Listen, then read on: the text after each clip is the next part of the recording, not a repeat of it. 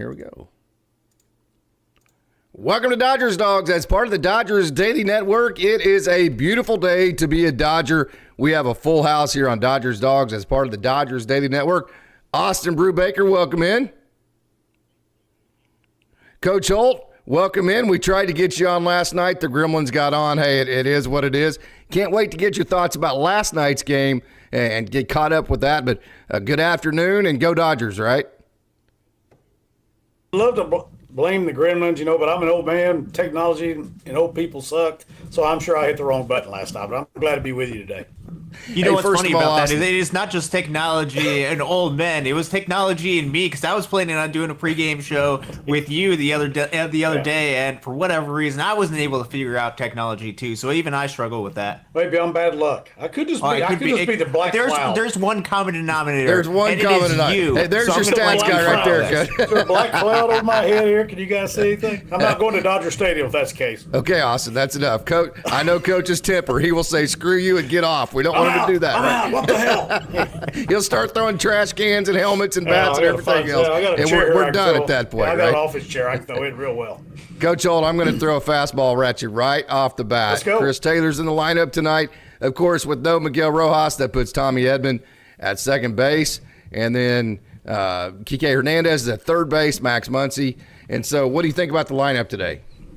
I love Chris Taylor. I love what he brings. Here we're in the playoffs. Again, I'll ask the same question I asked you the other day. If we'd have lost last night, would he be in the lineup? You know what I'm saying? I don't know the answer to that. I'm not trying to second guess anything. I just, offensively, it hurts the team. I mean, it hurts the team offensively. And again, I haven't broke down the lineup like you guys are a lot better at that stuff than I am. I'm just looking at it from, we're go time, man. I mean, we are the best cats out there. This is jugular. Yeah, that's what I'm saying. This is when we say we're all in at the start of the year. Yes. Like we've all said, there's no doubt this team is win the World Series or bust. We're go time. We're up 2-1. You're still playing on the road against a very hot, very good team. You're not out of the woods by any stretch. It's a go time. I would rather he's not in there, but I'm a Dodger fan. I love Chris, and I'm sure he'll give great effort. Yeah. Hey, Austin. Of course, this is a part of this is because Freddie Freeman is not in this lineup. So give us your thoughts initially on what you saw at the lineup, Austin. Yeah, that I think is a big part of it. It has to do with Freddie Freeman not being part of this lineup. I think he will be utilized probably at some point later in this game. If there's a big pinch hit opportunity, I think you could put Freddie Freeman in there, which he can be a really good weapon. You also want to make sure that Freddie Freeman's going to be able to make it throughout the entire postseason, and going on those back-to-back days can be something that takes a toll on him, especially when he has an ankle, which in normal situations, he probably shouldn't be playing at all. So I totally get them wanting to do everything that they can to protect him. So he is out of the lineup tonight. I believe it is also, I think it's Gavin Lux that isn't part of the lineup as Correct. well, with Chris Taylor being at second base. Part of that has to do with some of the splits that Gavin Lux does have against left-handed pitching. Just to give you an idea, this season with Gavin Lux and his splits, this is taking all of the season. So this is taking the bad parts of the season and the good parts of the season for Gavin Lux. Versus right-handed pitchers, he had a 109 WRC+, 9% better than league average. Versus left-handed pitching, 17 WRC+. I think that has a big impact or a big influence in the decision that Dave made. Decided to throw a Chris Taylor in there to try to go up, at least against the starter. Gavin Lux can come in a little bit later in the game if the Mets start to go to some of their right-handed relievers. But at least to start off the game, I think that had a big influence. You also have Andy Pages as part of the lineup. I do really like that, and I want to see him get a few more at-bats. I'd like to see him be productive at the plate and get some postseason experience. Then obviously Kike Hernandez is in there as well, because at this point, even it's hard for me to argue, which even just looking at the overall regular season statistics, weren't great this season.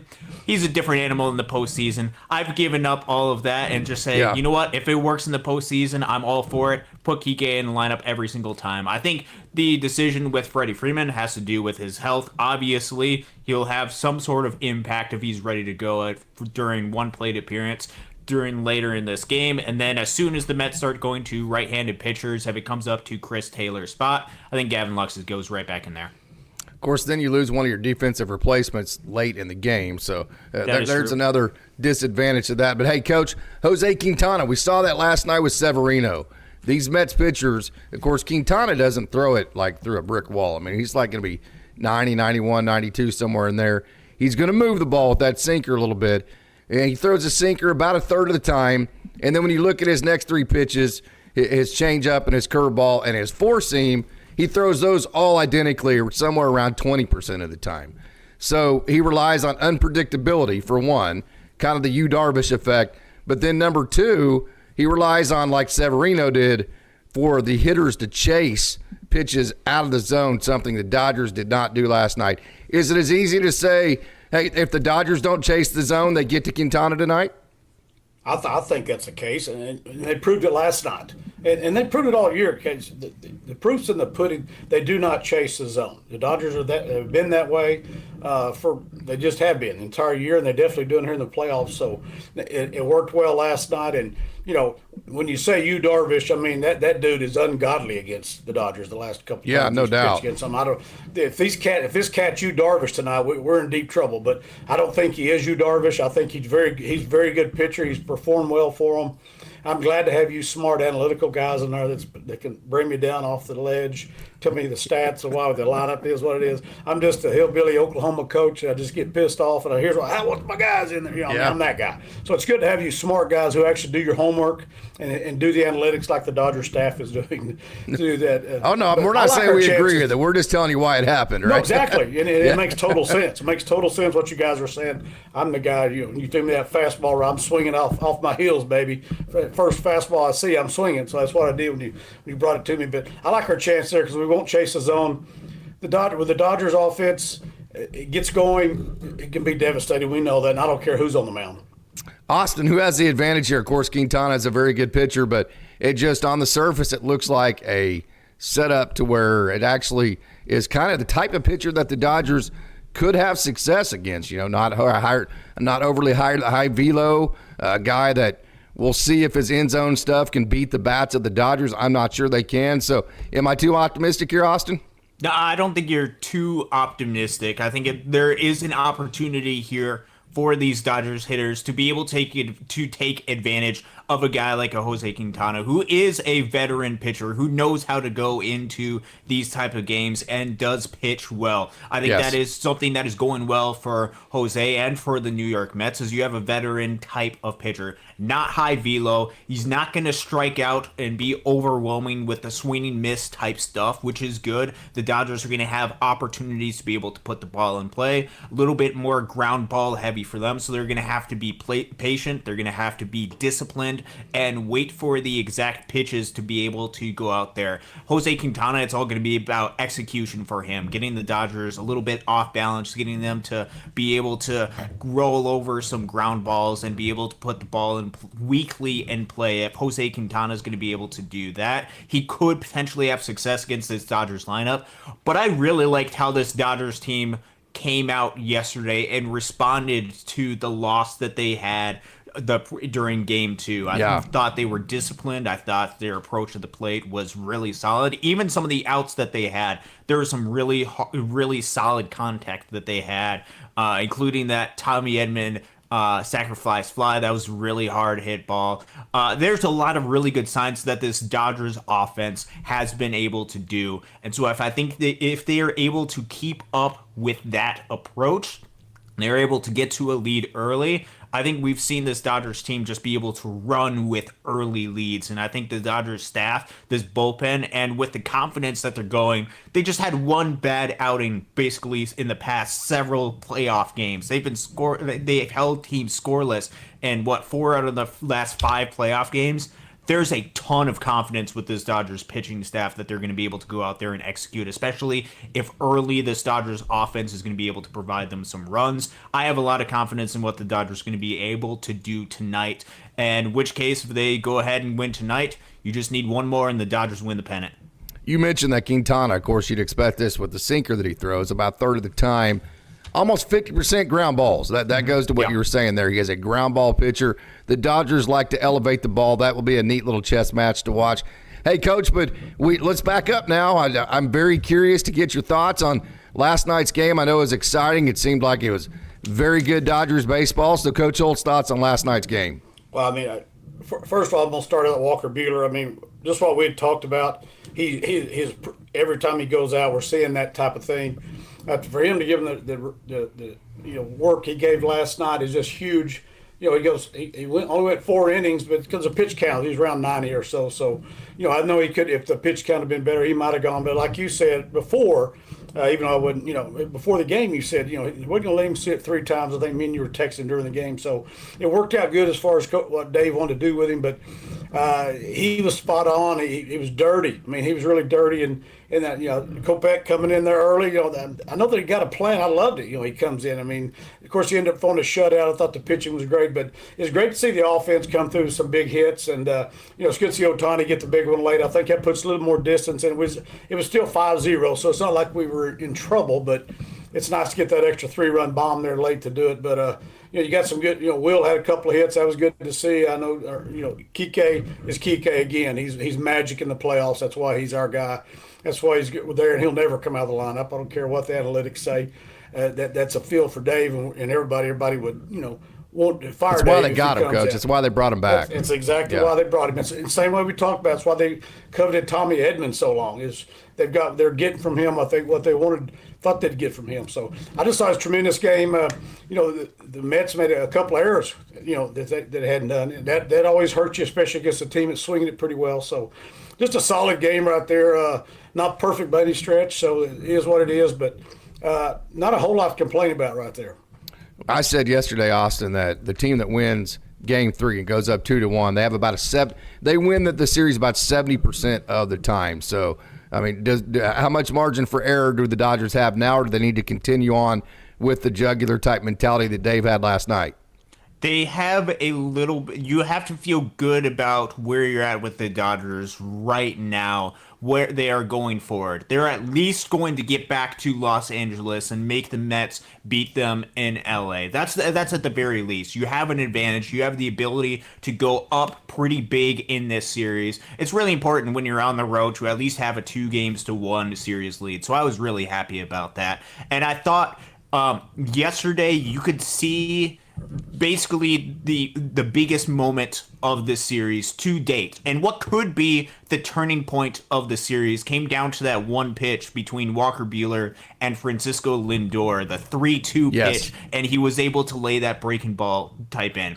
Francisco Lindor is a phenomenal Hall of Fame level type of player that the New York Mets have, and he has gone off for that team throughout the entire season. And we just seen him come up in such clutch moments. The game against the Phillies, the grand slam that he had to put the Mets up, I believe in that Game 4 in that series. He's had insane big time moments. And you have a Walker Buehler who was struggling, who during his previous outing let the second inning get away from him. I'd say struggling might be a little bit too much. I'd say battling, grinding, that kind of thing. I would say that is. I think that's more accurate.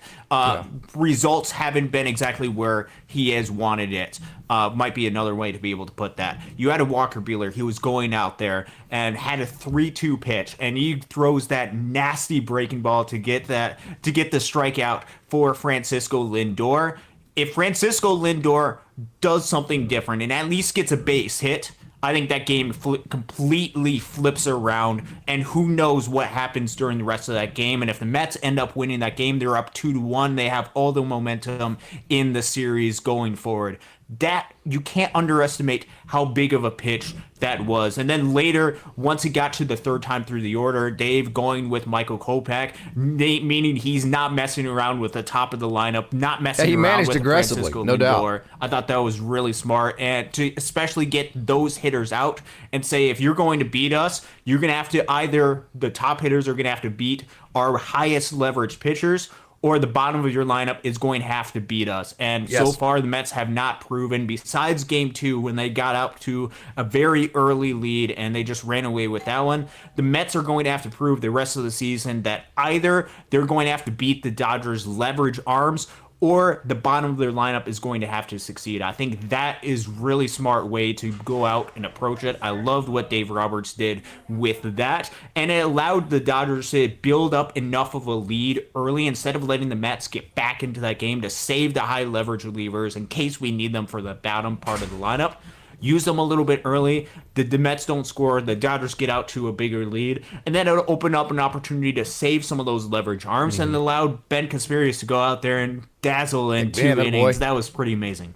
That was. Hey, Coach, and I'll tell you, that Lindor sequence where Walker Buehler threw the 3-2 knuckle curve with the bases loaded, I mean, that – I don't know any other way to put it. I mean, that just took nuts right there. I mean, that just no other way to put that. I'll tell you another thing, though. Another big turning point was Ryan Brazier. He had the 3-1 count. He throws 2 sinkers, one right to the bottom of the zone. One, he kind of comes in on the hands. And then they smoke one right to Max Muncy. And we turn to, none of it looked good. It just that's Dodgers baseball right there. You come back from a 3-1 count. You throw two very courageous sinkers. You just kind of feel the ball. It doesn't look pretty, and the next thing you know, you come out with 2 outs. It's like that's the Dodgers team I've come to love this year. There's no doubt about it. Like I said, Max is the only one on the left side of the infield. He hit right to it. I mean, that sort of thing happens. You're living right. Call it the baseball gods. The baseball gods were shining on the Dodgers. First of all, the Dodgers got great players. They got great talent. They got great everything from management, top, front office, all the way down. But sometimes those things happen. And I think he got a pretty good call on one of those pitches might have been out of the zone. That's okay. Hey, they missed pitches on both sides. These guys, they missed a couple inches off. They still do a good job. That zone was big early last night. Yes, it was. Yes, it was. And I think on that Brazier deal, I think instead of walking the guy, we got a call. I think maybe in the 3-1 pitches, a little bit down, but they called it. So here's what it is. He still had to come back and get him out. We don't want to complain. He still had to pitch to get him out. And a big deal that Austin just mentioned, too. Think about the move we made since the NLDS. Casparius, Honeywell. We got 5 quality innings out of these guys in the last 2 games. That is huge for the bullpen. If you go back and think about it. Yeah, we got beat 7-3, but we got 3 out of Honeywell the other night in his turtleneck. Doing work, baby. That Dickey's working. I like that. I'm going to put one on myself. I'm going to wear that thing.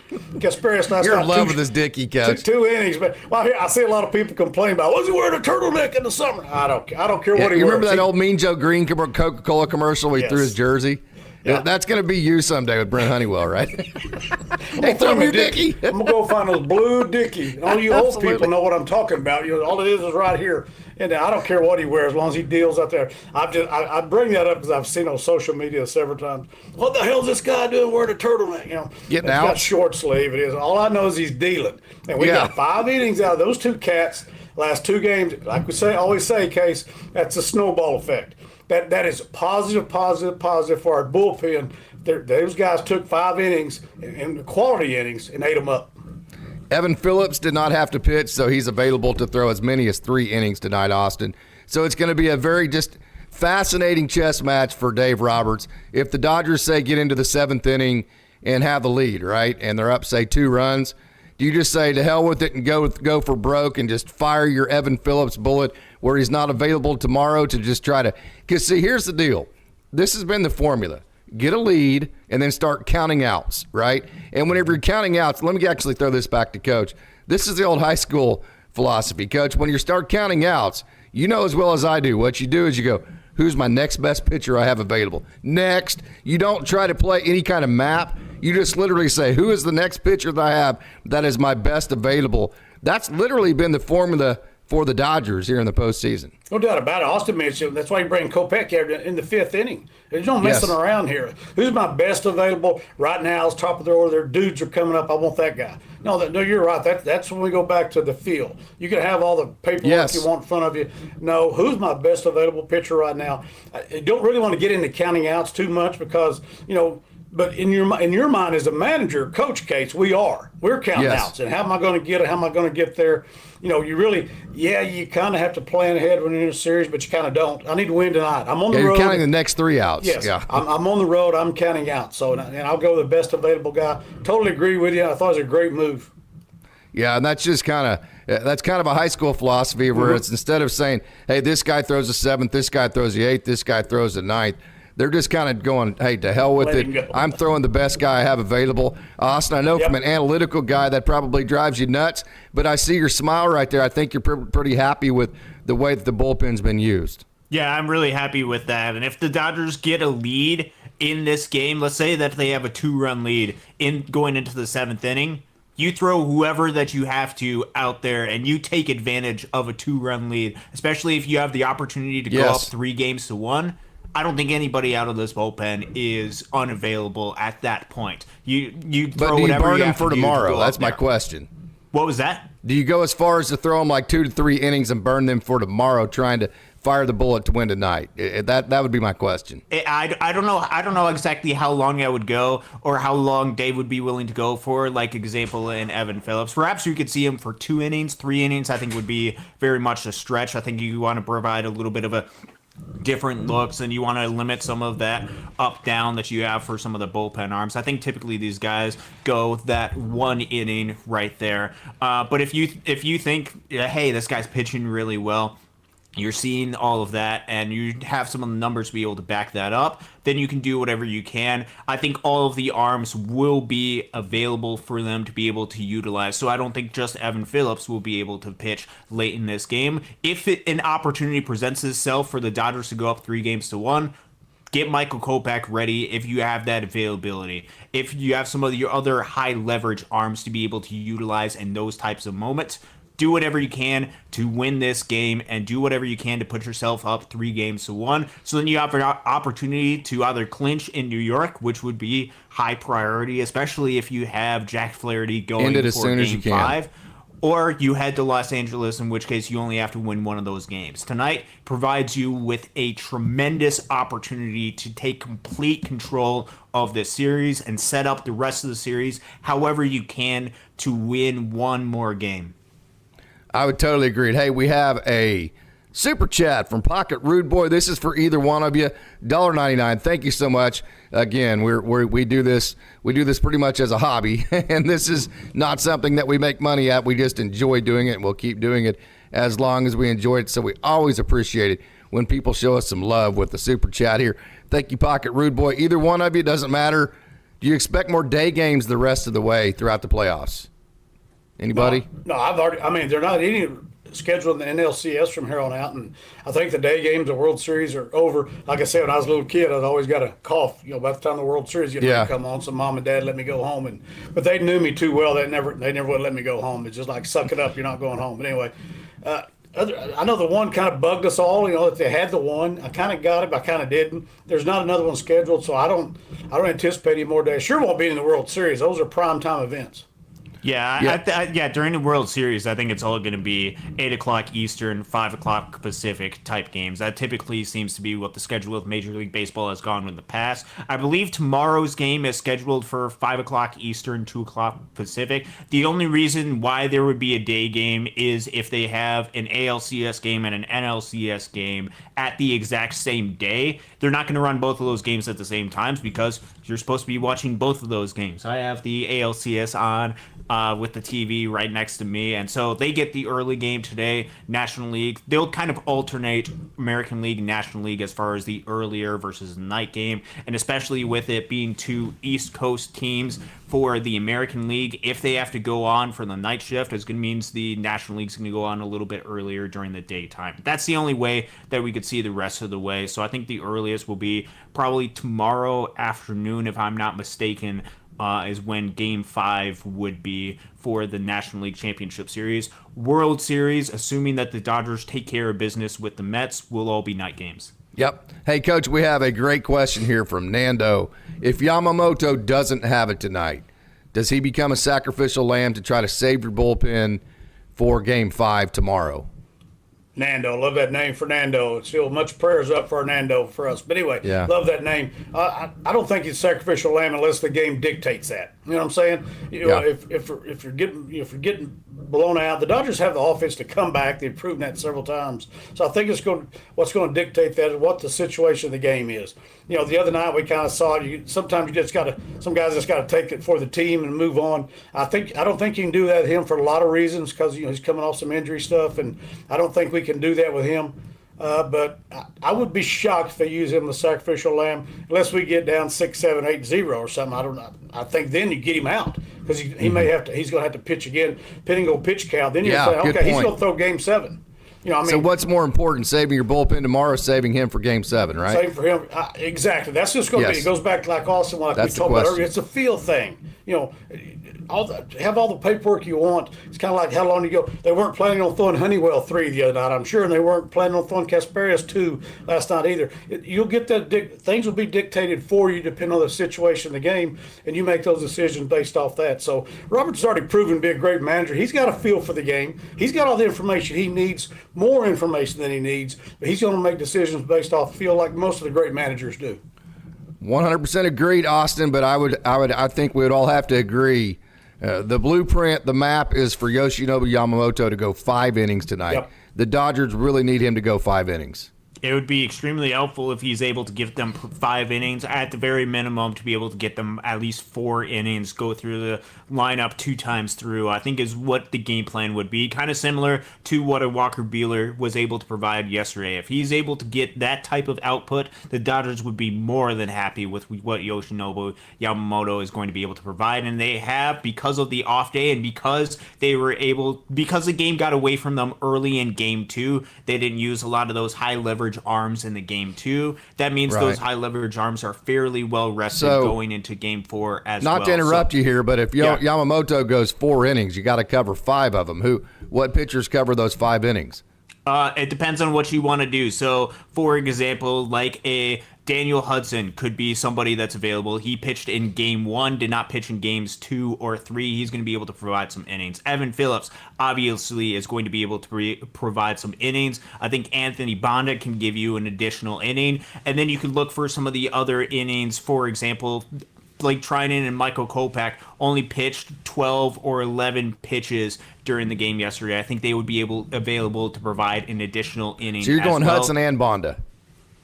I think you can utilize both of them as well as an Evan Phillips to be able to get you through some of the innings that you need to for that. So obviously, the longer Yoshinobu Yamamoto is able to provide, the better it is. However, with these playoff types of situations, you usually and very oftentimes don't get the ideal situation that you want, in which case you got to piecemeal it however you can and do whatever you can to put yourself in the best position to win that game. I think a lot of these arms will be available for the Dodgers to be able to use, especially if the game is close, or even more so if the Dodgers have a lead. So if things get out of hand early, for example, if Yoshinobu Yamamoto gives up a 6 spot and the Dodgers offense just isn't providing it, similar to what happened in a Game 2, I think plans could be adjusted early, or at least you could see, for example, let's say like an Anthony Bonda go in to help bridge some of that gap to see how the game dictates itself. If the Dodgers are able to show a little bit of life, add a couple of runs to see if the game gets a little bit interesting towards the end, in which case you might be able to use 1 or 2 of those higher leverage arms. The game's going to really dictate how it goes. I'm expecting some good things from Yoshinobu Yamamoto. I'm expecting some execution for him, and I'm expecting 4 to 5-ish innings, and if he's able to provide that, I think there is enough pieces out of this Dodgers bullpen to be able to get them across the finish line, especially if this offense is able to take advantage of a Jose Quintana, who I think there's going to be a lot of opportunity to put the ball in play, and especially with this Dodgers team that is disciplined, that can just hammer the baseball. I think there's going to be a lot of scoring opportunities, so if they get up early, I think you're going to see a lot of these arms be used. I think Ryan Brazier's definitely in that A team. He's at I think that the way that he pitched last night, I mean, obviously coming into last night, he was in the trust tree to begin with, but I think he just solidified the front of the line of the trust tree last night. Because Dave has used his higher leverage arms early to try to build the lead, so by the time Ben Casparius comes in, it's much lower leverage because you have a 7-run lead and only need to cover like 6 outs like last night with Casparius, coach. But another aspect of this game, too, Quintana, he has thrown more pitches this year, I believe, than he has in his entire career. If that's not exactly correct, it's something like that. Let's put it this way. He's thrown a lot of pitches this year. And so if he's not throwing the ball in the strike zone and the Dodgers are disciplined, you could see a situation to where the Dodgers really spike his pitch count and get him out early in this game. That would be nice, wouldn't it? It's great. Major league hitters are going to take advantage of that. And he's not a strikeout pitcher. He's a guy. That's the thing about it, is a fine line between, oh man, I just missed, and now Shohei just hit one 500 feet. Yeah. So that's the great thing about the Dodgers lineup. They're going to have opportunities, like Austin said, to score runs and get some hits off this guy. And they just don't. They don't chase the zone. They're going to get him in the zone. They're going to have opportunities to hit it. And there's not very much difference in one, oh, man, I just left that a little bit over the middle. That's ugly. That's going to end up ugly for you. Whoever's at the plate. The Dodgers got hitters up and down the lineup. They're going to make them pay for that. So I like their chances here big time going against this guy. And like I said, there's a place in the game for the soft throwers, but he's no Greg Maddux. There's only one of those in the history of baseball that I can remember in my lifetime. But so he's going to give us opportunities to swing the bat, and the Dodgers have a lot of guys that can make solid contact, like most major league teams. But the Dodgers are better than a lot of major league teams, and most actually.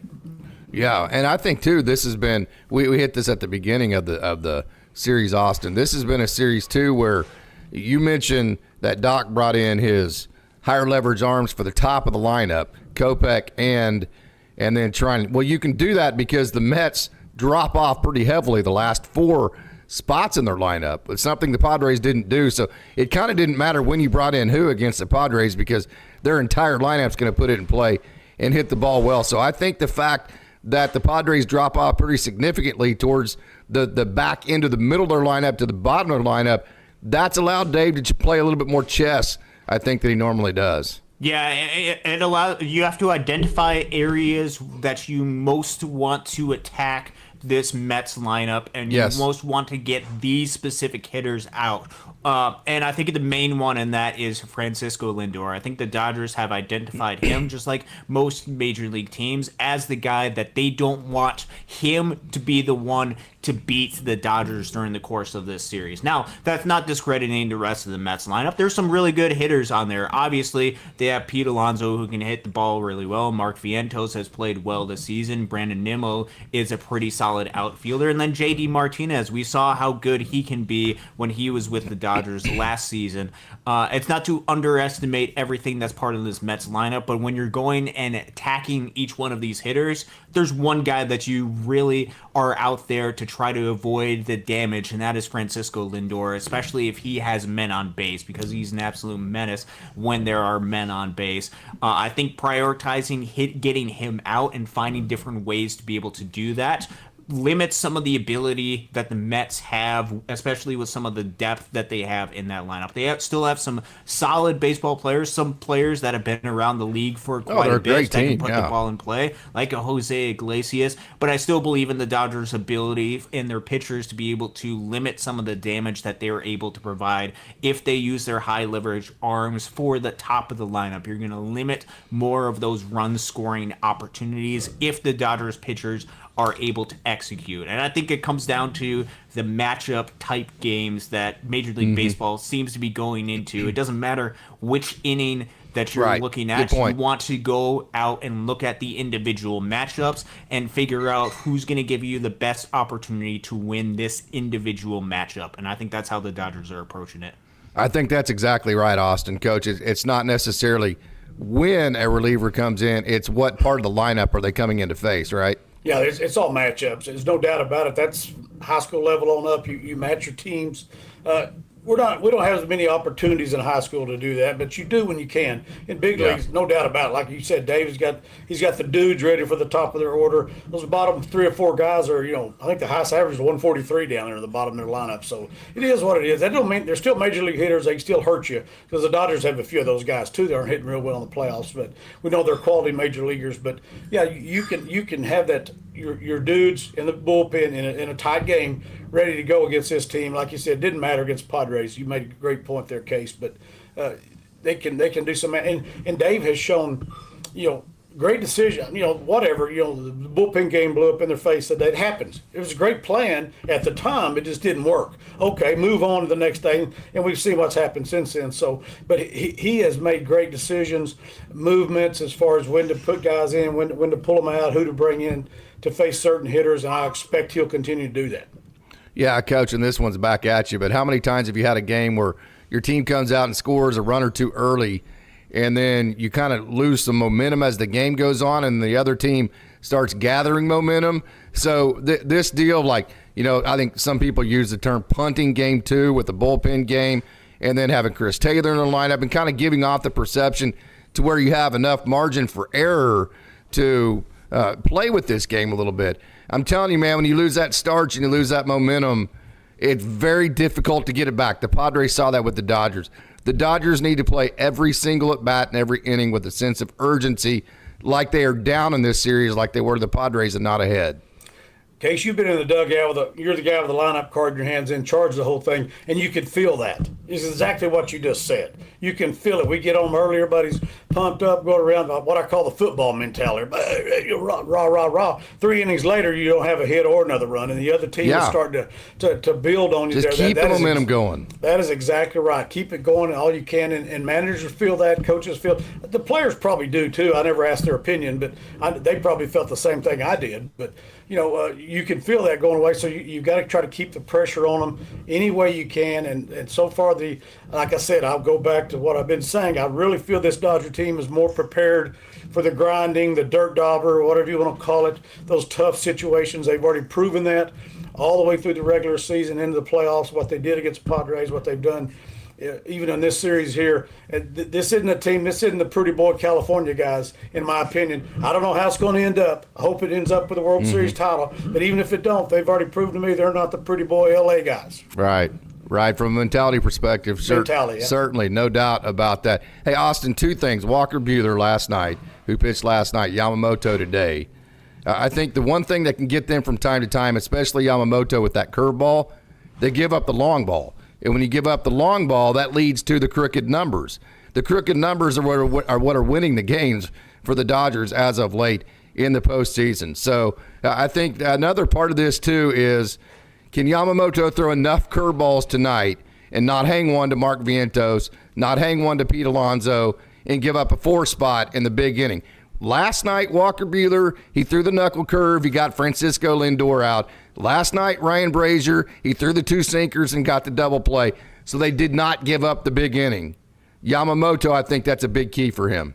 That's a huge key. That is what wins baseball games a lot of times, is those crooked type numbers where things seem to spiral out of control. If you're able to limit a team to 1 or 2 runs in an inning as opposed to the 3 to 5 runs, that can make a huge impact as far as what you're able to do as an offense and as a team mentally wise getting back into the game. For Yamamoto tonight, I think it's going to have to come down to how well is he able to command his stuff. If he's able to not only just throw strikes, but know where those strikes are going, I think that's going to make a huge difference for Yamamoto and what he's able to do with the breaking ball. If it's obvious that the fastball is kind of going all over the place and he doesn't really have a feel for much of anything, then you can see some of those hitters start to sit on that breaking ball and look to launch that. And especially for Yamamoto, who's going to feel like he needs to throw a strike in there, I think that's going to leave it right over the middle of the plate. I think Yamamoto, and one of the reasons why the Dodgers went and targeted him is because of his pristine command that he is able to have. I think if he's able to control that and know where these pitches are going, I think he's going to have a lot of success with this Mets lineup, as we've seen him have success like he did during his last outing during a winner-take-all game against San Diego. Hey, Otani hit a home run. That was great. Vientos has hit the grand slam. That was great for the Mets, not great for the Dodgers. So, yes, the big dudes have come through, but I think really so far in this series it's been the Kike Hernandez's. It's been the Tommy Edman, Coach, in front of the Kike Hernandez home run. It's been the Gavin Lux laying down a bunt, getting a base hit. Max Muncy lobbing one into center field, that kind of deal. I think it's been the other dudes that, as far as offensively, the other dudes for the Dodgers have been better than the other dudes for the Mets. Would you agree with that, Coach?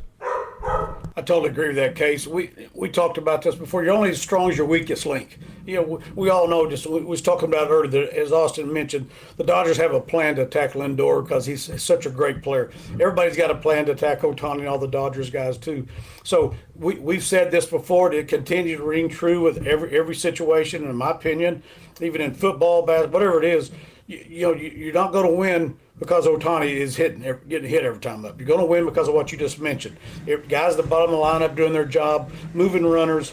People aren't stupid. If Otani's got a chance of beating them, they're not going to let him beat them. And they're not going to do it. They're probably going to do this, even with Mookie, even though his batting average isn't where he wanted it to be. Same way with Freddie. They're not going to let those cats beat them if they keep away from it. That they can still make a mistake. They're not perfect. They can still make a mistake and get beat. And then you're going to have to answer those questions. Where are you pitching that stinking guy? So it's the same old thing. The Dodgers getting performances up and down the lineup, and the guys at the bottom of the order doing their job. And like I said, in the middle last night, Muncie's been on base every stinking time, seems like. I think he walked every dadgum time. He's on base, He's a run producer. You like that, but he's not striking out. He didn't strike out. That's what I was getting ready to say. Man. He's not striking out. Because that's a great thing about this team. There are guys up and down the order that can move, that can score runners, that can drive runners in. We're not top heavy where we don't have anybody do damage. You got them all the way up and down the lineup. So far it's been a good plan and it's worked real well. And if the Dodgers going to win, it's going to be that. You're going to have one of those dudes getting a big hit. Yep. You're going to have a Edman coming up with a big 2-run single somewhere or something like that in a key situation when it's sleeting in New York City or wherever the heck we are in the World Series. It doesn't matter. But that's the type of deal. That's what's going to happen. That's what people are going to remember.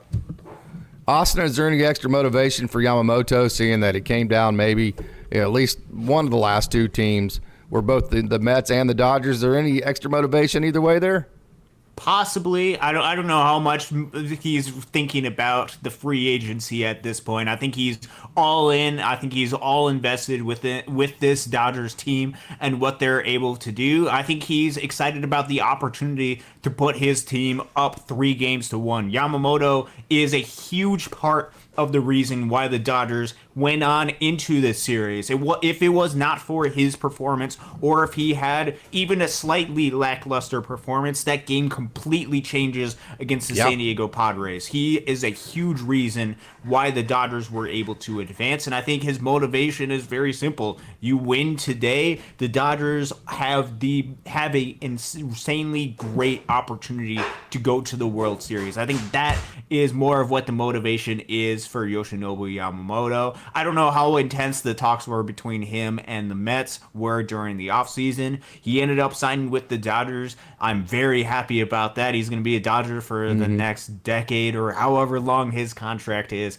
It's going to be really exciting, but it's going to be these type of moments that define how good his contract is with the Dodgers. It is during these big time moments, because this is a time this is the reason why the Dodgers went out and signed Yamamoto, and I think Yamamoto has a perfect opportunity to go out there and prove himself in a big market, in a city where he had one of his better performances during the season against the Yankees. I'm really excited to see what he is able to do tonight and the opportunity that he's going to present the Dodgers going forward as they search for 2 more wins to win the pennant.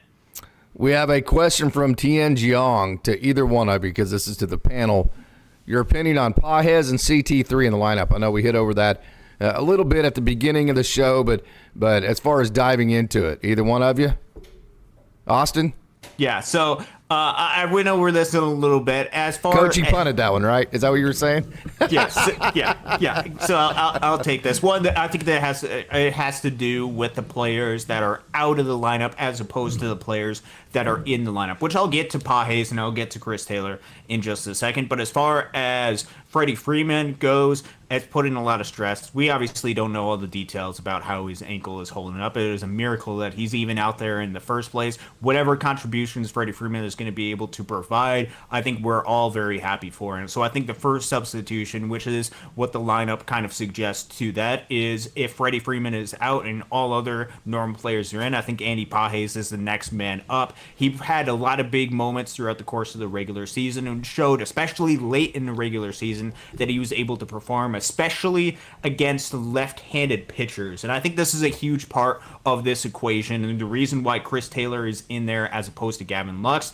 The Mets are out there throwing a left-handed starting pitcher, Jose Quintana. He's going to go out there and he's going to provide some length for this Mets team and for this Mets lineup. They also have a couple of left-handed pitchers out of the bullpen that have not pitched since game 1, so you could possibly see some lefties coming out of the bullpen for the Mets as well, especially if Quintana gets ambushed a little bit early. And the reason why Gavin Lux, I think, isn't starting in the place of a Chris Taylor, I think primarily, or at least would make sense statistically, if you look at Gavin Lux's overall season performance. Very big splits as far as performance versus left-handed pitching versus right-handed pitching. Right-handed pitching, he's well above average at a 109 WRC plus. Yeah.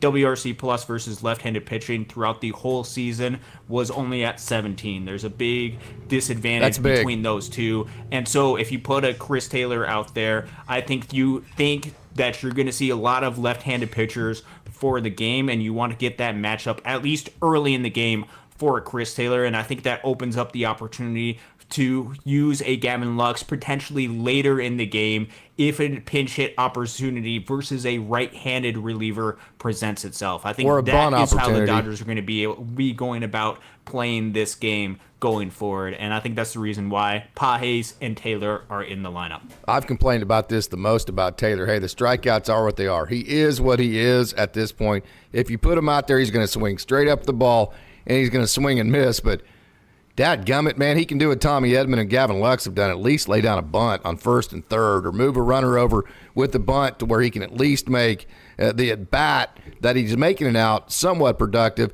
But, hey, Coach, you know my brain as well as anybody. Yamamoto has been super hot with runners on base, right? We all know that. He's been incredible. But why is it that my brain still – it's like I'm not satisfied with Otani yet. I just still think there's – a lot left in the performance tank here. I just feel like there's still a lot left as far as Otani just taking over the series and taking over the game. It doesn't feel like, although he has, I still think there's more in that tank. Why am I thinking that way? I feel the same way, Case. I said to listen to you guys talking earlier, the same way. It popped in my little feeble mind here. He hasn't even got hot yet. In the playoffs, this guy hadn't even got, again, how they're pitching him and how they're attacking him has a lot to do with that. We've already documented what he's with nobody on base, 0 for 19 or whatever the heck it is, with runners on. If you're going to have him one way or the other, it's great that he's getting hits of runners on, but he hadn't even really got warm yet. I mean, he hasn't seem like got it, hot. Does it? This guy is who we say he is, and he is, by all accounts, he's one of the greatest players on the face of the earth. He hadn't even got hot yet. Of course, they can say the same thing about Lindor. Not Otani hot. No, that's what I'm saying. Not his hot. I mean, I hit 200. It's a great career for me. Not him. He gets cranked up, and he can carry the team right there. And again, they can have a plan to try to pitch him, but they're not perfect. They're going to miss a spot, leave it over the plate, and I wish. Just the old-time baseball coach, I wish he'd quit pulling off some stuff. Yes. He is so strong. Hit that sucker out to right field once in a while. Kind of like what Pete Alonso's done in the playoffs. He hadn't done it against us, thank God. But he had one opposite field home run the entire year. He had 3 in the playoffs up to now. Shut my mouth. I should never mention it, but at least he showed in the playoffs he was doing it because he has that top strength. If Alonso hits an opposite field home run tonight, we are doing the Jake Cronenworth moratorium, Coach. Yes, it's on you. That's right. No more. No more. We're done with the C word. We can talk about Jake now. Love that dude. Glad he's probably at the beach somewhere. Bless his heart. Hope he's having a good time with the family. But we need if Otani gets hot, dude. This can be so much fun. If Otani gets hot, we get in the World Series. If it's the Yankees, oh my God, you got those two massive mountain of men. Great players, surrounded by good players too. It's not a one-man show on either team. Right. Obviously, the Yankees got great players, so the Dodgers. I don't even want to talk about that. I want to talk about the game tonight, so I'll shut up about anything in the future. First pitch tonight's all that matters. Hey, Austin, are we nitpicking Otani too much there? I mean, it is. I can't explain it.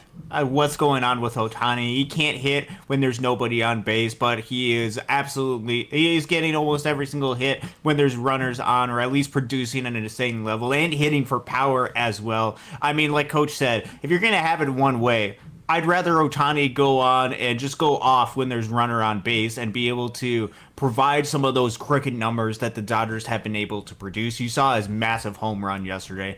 I can't explain it. He's not reaching his full potential right now because he should be doing this in just about all situations, not hitting it every single time, but being able to be productive all the time. I think he's got to.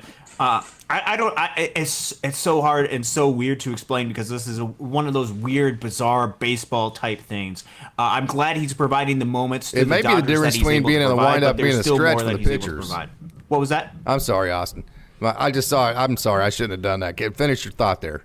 Yeah, there's obviously still more that Shohei Otani can provide, which can be a sign of frustration, but also a sign of hope for the Dodgers team going forward because you know that even though that they're up 2-1 in this series, they still haven't gotten the best from the best player in the game of baseball. And I think at some point he's going to be able to unlock and get a base hit with nobody on. And just like what we've seen a theme with this Dodgers team during this postseason, same thing with Mookie Betts and same thing for this Dodgers team getting past the National League Division Series. As soon as the walls break and as soon as they are able to get over this one hurdle, I think you're going to see things start to explode for a little bit. So I think with Otani, once he gets that first hit with no runners on base, I think you're going to start seeing him just be just fine. But at this point, with all Shohei Otani has done in the game of baseball, it's hard for me to doubt him. Yeah, right. I would totally agree with that. And we saw Walker Buehler go exclusively to the windup because it simplifies things, or not the wind, excuse me, the stretch.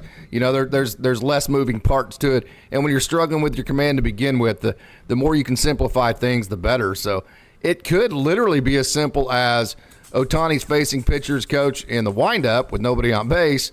He's facing pitchers in the stretch with runners on base. I mean, it could be that simple, right?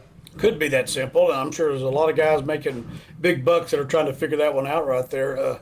You know, the great thing you mentioned, you know, so a lot of guys you could see on their face they look stressed. Yes. That dude never looks stressed out. He doesn't. He just walks up. He always says hi to the catcher and umpire. Seems like he comes up. He's just that guy. Sometimes he even looks out the pitcher. He just seems like such an even keel guy who just has this massive talent, massive ability to do what he does. You know, get the interpreter over there. Tell him to stay on the ball. Quit pulling off the thing. You know, the coach in Oklahoma says, "Don't pull off. You know, stay in the baseball. Stay inside the baseball." You're pissing, coach. Hold off. Stop doing that. Hit one 400 to left center. I know you can do it. We've seen it anyway. But you know, I'll shut up. It may be some nitpicking, but he has that top talent. I'm sure the Yankee fans say the same thing about Judge. I don't watch enough games. I know he's a great talent. I mean, they probably expect him to get a hit every time too, and he almost has. You know, I mean, he's kind of like Otani. The numbers he's put up is ungodly. But you know, I guess we're nitpicking. But you know, like Austin said, the great thing is the Dodgers are in great position in this series, and he hadn't really got hot yet. Yeah, not hot like Otani can. And hey, we have a question here from Norm. What are some of the possible red flags for the Dodgers early in this game to not have success? I think it's as simple as if they get aggressive early in the count on that sinker that's kind of on the periphery of the zone, the Dodgers are going to hit into a lot of weak contact, and it's going to be with a low pitch count, which is going to be exactly what Quintana wants. So I think, Austin, the Dodgers need to be very disciplined against that sinker. Make sure at the very least that you're not swinging at it on the periphery so the pitch count at least gets elevated for Quintana, because if you swing at that sinker early in the zone, it's going to move. You're going to create weak contact. Quintana's going to have a low pitch count, and then all of a sudden you're going to wake up and it's going to be the seventh inning. That's one of the red flags I think you could look for tonight. Yeah, I think that's a really good red flag right there. If the Dodgers are getting early, quick, weak outs, I think you could see Quintana get some length, and especially with this Mets team where a lot of their high leverage bullpen arms, they're rested. They're ready to go. If the Dodgers get behind early in this game and Quintana is able to provide some length, and then it starts getting to the later innings of the game, it could be a little bit more difficult for this Dodgers team to come back because the Mets will be using whatever their top leverage arms that they have. Now, I'm not as scared of their leverage arms as I was of San Diego's leverage arms. I think San Diego had a little bit better ones, but they still have some quality arms to throw out there in the bullpen. And I think some bad swing decisions decisions could mean that this Dodgers offense might just be having one of those off nights, in which case could be looking for Yamamoto to go out there and be perfect, which is not a situation that I like these Dodgers pitchers to be in. I don't want them to feel like they have to go out there and continue the scoreless streak that they have going, or continue to go out there and put zeros out there. Now, obviously, it'd be nice to have that, but I want a little bit more run support for the Dodgers pitchers to be able to have. I think that is a really key early in the game, especially from the offensive side. And then I think for Yamamoto, how well is he hitting his spots? If he's able to hit his spots, I think he can have a lot of success tonight. Yeah, and the thing about this is we talked about not losing the momentum, Coach. And this Mets team is a very scary team. One, because the strength of this team is their starting pitching. No matter how many games this series goes, they will have a very, very good starting pitcher in every single game that we play. That is very scary to begin with. Then when you have Francisco Lindor, Pete Alonso, Mark Vientos, you have guys that can literally carry a game by themselves. They could carry 3 games in a row by themselves. So, hey, the Dodgers, I know they won't, but the Dodgers do have a tendency to play the big picture part of this thing. But it's the worst thing you could do against a Mets team that's always going to have a good starting pitcher and 3 or 4 guys that can carry a team. Yeah, I don't think you can big picture these guys at all. We saw it the other night. We're down 6-0. You know, freaking second inning. That's a red flag for me if the Dodgers get down early again. They do have some potential, but like you said, the Mets are going to continue to bring arms out there. It's not like San Diego arms, but they're going to have people that can come at you from the pen. They're going to save some pitching doing that. We just can't get down early, and that's been a problem in the course of the playoffs. If you look back at basically every game the Dodgers have lost in the playoffs, that's what we're looking at. So, that's always a big red flag there. But, I don't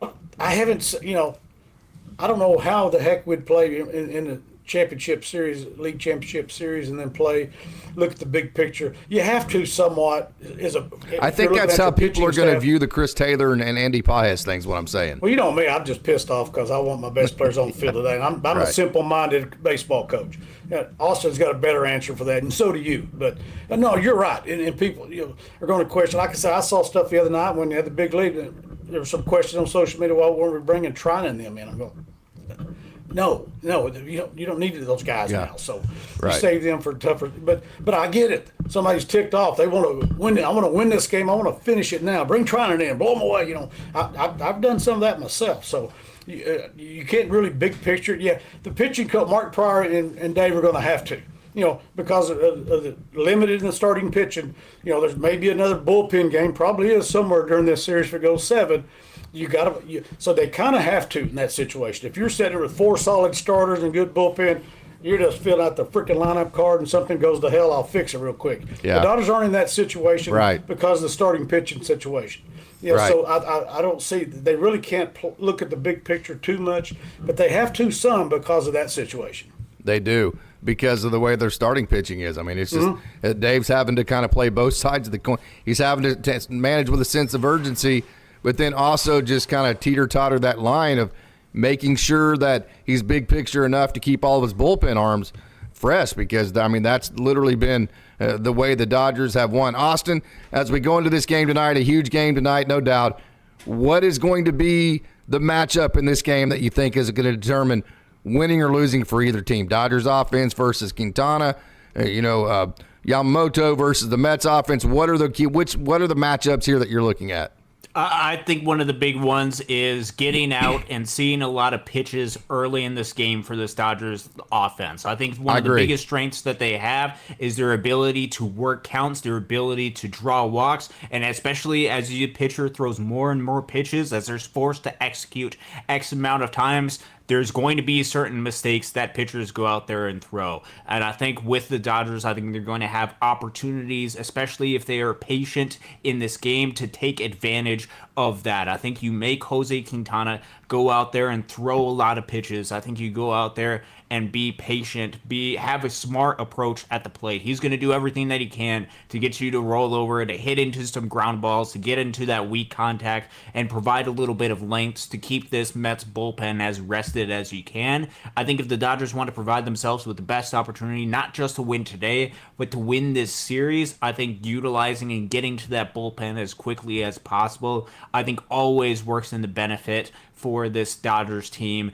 So that's one of the things I'm going to be looking for early is for this Dodgers lineup. How well are they seeing the pitches? Even if they're fouling off a whole bunch of pitches, that still is going to be a net positive for this Dodgers lineup, for this Dodgers offense. And especially when you have, for example, an Andy Pages and a Chris Taylor that are in there. A little bit more of a swing and miss type of players. I want to see them provide a little bit of contact ability and be able to turn the lineup over for Shohei Otani. If they're able to do that, if the bottom of the lineup is able to turn it over and get some people on base for some of the big boys that are coming up on top, that's going to provide you plenty of opportunities to be able to put up those crooked numbers. And even if it's a left-on-left matchup with Shohei Otani or with the Mookie Betts, who can still provide a ton of support in this series, I think that's going to provide a lot of opportunities. I'm also curious to see Max Muncy's been on a bit of a heater too. What is he able to do on the lefty-on-lefty matchup? Is he able to continue to do what he has done? Because he keeps seeing a ton of pitches, and that has provided an insane amount of benefit and just lengthened out the lineup for the Dodgers. Those are some of the things that I'm going to be looking for. And then obviously with Yamamoto, you want to hope that he's able to provide several innings for this Dodgers club. And especially if they get out to a lead early, you do everything that you can to make this a 3-1 series lead. Yep. Coach, your key matchups for tonight. I'd go pretty much similar there.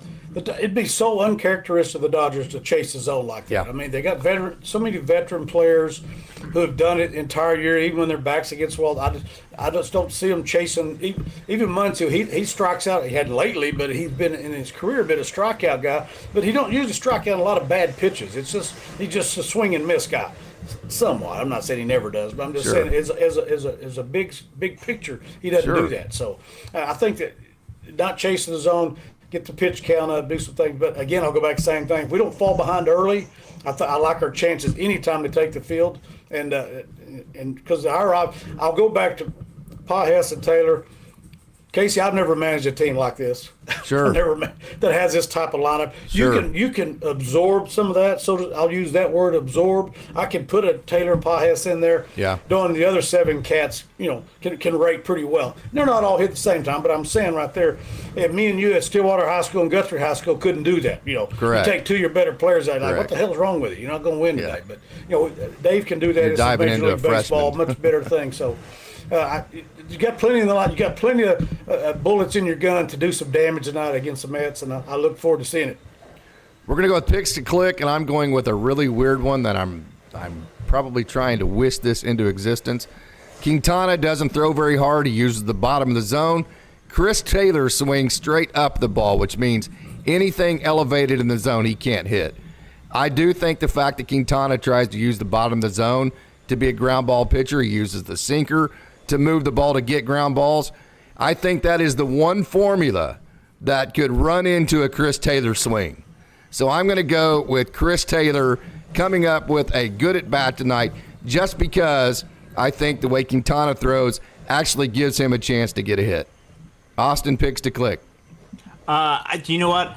I'm a big fan of the farm system. I'm a big fan of the Great Lakes Loons. I'm going to go with Andy Pages does something tonight. And that could be a little bit of misguidance because I'm a little bit biased with the boys that come up through Great Lakes, especially the ones that I've seen recently. I think he's going to come up with something, and I think he's going to come up with a big hit tonight.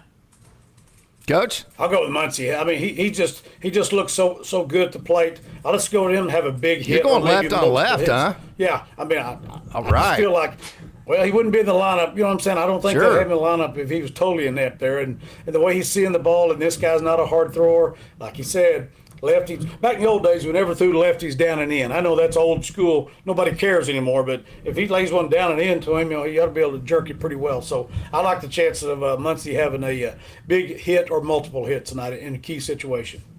Absolutely great show. We have had just another one of these just ridiculously awesome crowds, guys. I mean, isn't it amazing how this thing has grown? Love the Dodger Dogs and their fans. They're intelligent and they're rabid like we are. Let's go Dodgers.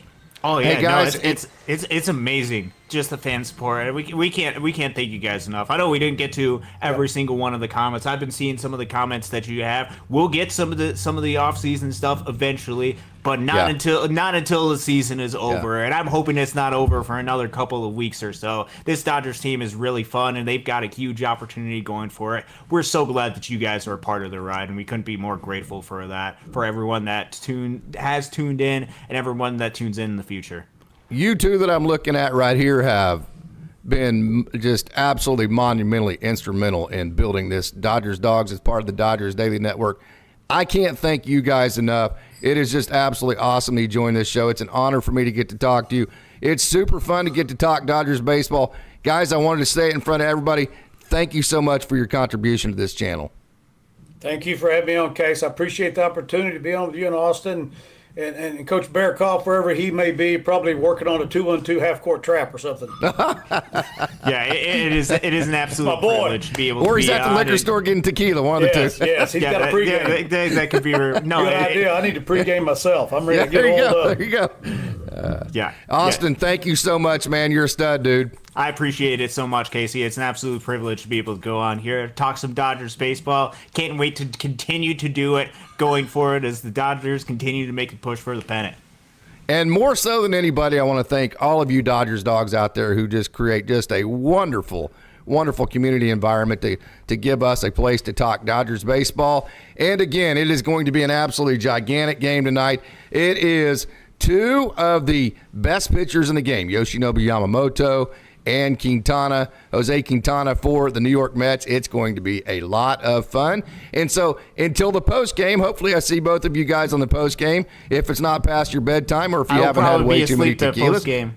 Huh? I said I will probably be asleep post game, You'll but don't be you asleep. worry. Well, Game 5 post game. Well, then I'm relying on Coach not to drink too many tequilas. I probably got too many post game last. That's why I hit the wrong button, couldn't get on. I'll make sure I don't do that tonight. Okay, so until next time, hey, go Dodgers! A absolutely huge game tonight. Beat the Mets.